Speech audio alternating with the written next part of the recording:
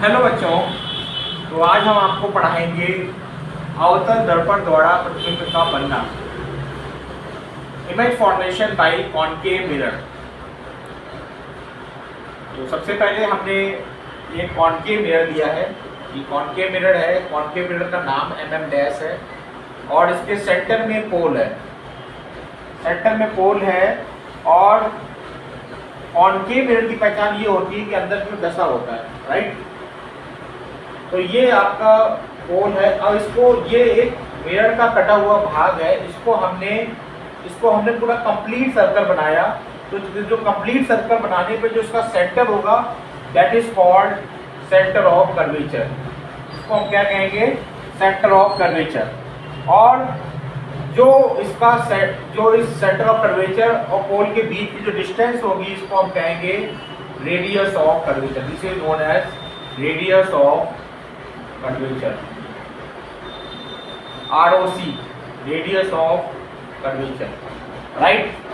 अब यहाँ पे इसका मिड पॉइंट होगा, वो फोकस होगा, और फोकस और पोल के बीच की डिस्टेंस होगी, इसको हम कहेंगे फोकल लेंथ, राइट। ठीक है।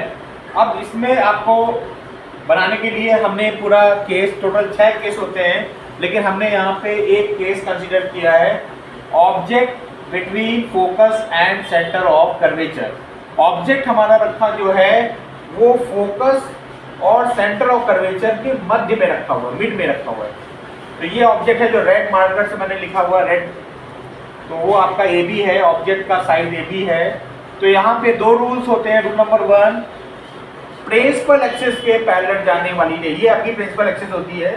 प्रिंसिपल एक्सिस के पैरेलल जाने वाली रे after striking the mirror, mirror को स्ट्राइक करने के बाद फोकस से होके जाती है। रूल नंबर 1, ये आपका प्रिंसिपल एक्सिस के पैरेलल जाने वाली रे है, इससे स्ट्राइक करेगी और स्ट्राइक करने के बाद ये फोकस से होके जाएगी।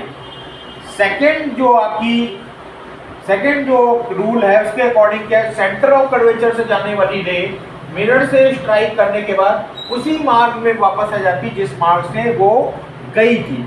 तो ये देख रहे हैं 2 एरो बने हुए हैं, इससे यहाँ से गई है और यहीं से वापस हो गई। जहाँ ये दोनों रे आपस में मिलेंगी वहीं पे आपका इमेज फॉर्म होगी, राइट।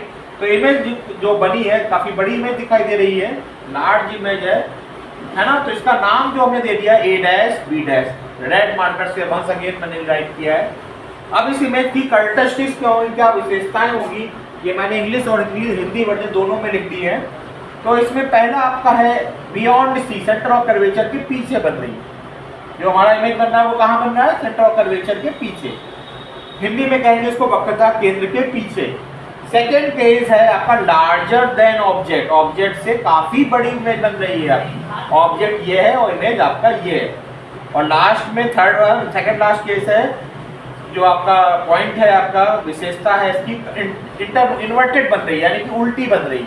और सबसे लास्ट केस है वास्तविक बन रही, जो इमेज बन रही है वो वास्तविक बन रही है। इस प्रकार हमने इस केस का अध्ययन किया है। Thank you, that's all.